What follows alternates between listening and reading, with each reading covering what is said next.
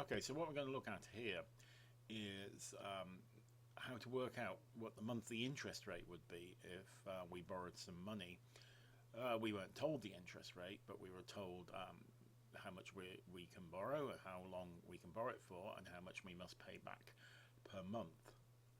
So we can see here that the length of the loan that is proposed is 3 years, with 12 payments per year, meaning we pay back a monthly payment. And the amount for each payment is going to be $200. And we borrowed $3,600. So maybe this isn't a good idea, because I think we end up paying a lot of interest, but we'll see. So we can calculate that interest rate, which comes out here at 4.36% per month. So that's, if you multiply it by 12, that's rather a lot. And we can see per year, we can see here how it's done. We use the rate function, and the rate function then requires the number of payments. And the number of payments here is the number of years multiplied by how many per year. So we use the calculation here because if we change these figures, it'll be reflected in this rate. If we hard-coded 36 in there, it would never change. Okay.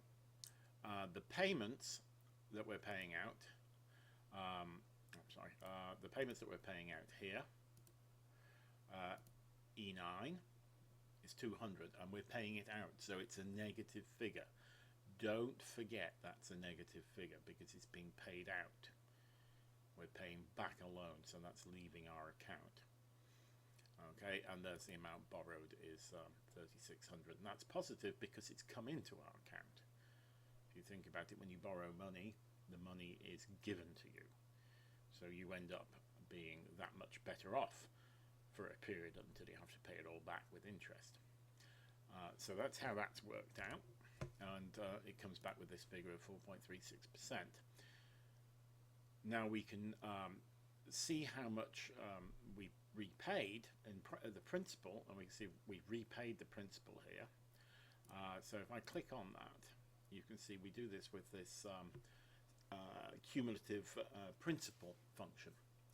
It requires, again, E14, which is the rate per month, which we've calculated here.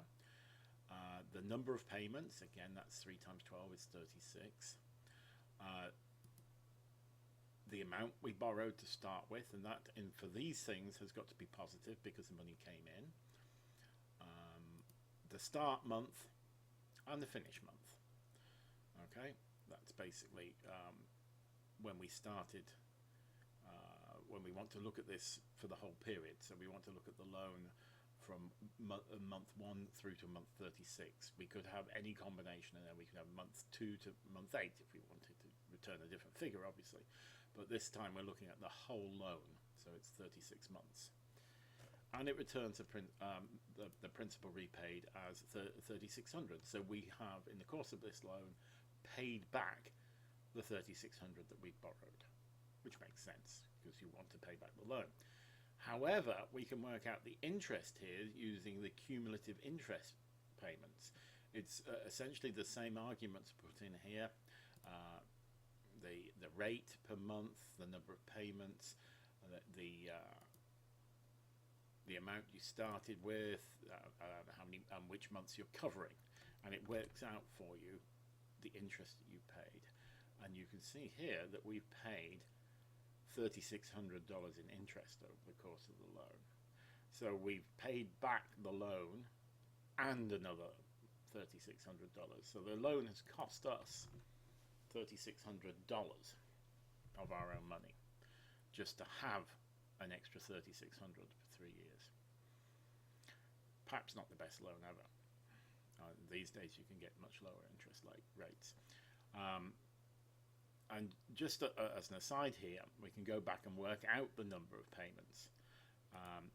We need to use this n per number of payments function. Okay, and the number of payments function requires that we have the interest rate per month, the amount we're paying every month, the value of the loan. This time it has to be negative. Okay, don't forget that for the number of payments it has to be negative, because it just does, and the other two things need to be left alone. Okay, as 0. And what we end up with here is that it says that we have to make 36 payments. Now that has been calculated from those variables that we looked at a minute ago, and indeed, if we multiply 3 by 12, we get 36, which is the number of payments. Okay, so all these are important to be aware of. The rate function to working out monthly interest rates, the cumulative principal payment to work out, the cumulative interest rate to work out how much interest you've made on the loan, and the cumulative principal to work out how much principal you paid back during a given period, which could be the middle few months of a loan, the whole loan, whatever you want, as long as the second value for the number of months is higher than the first. And this one here, NPER, which works out the number of payments. And remember that one there, the borrowed amount has got to be negative in this one. Thank you.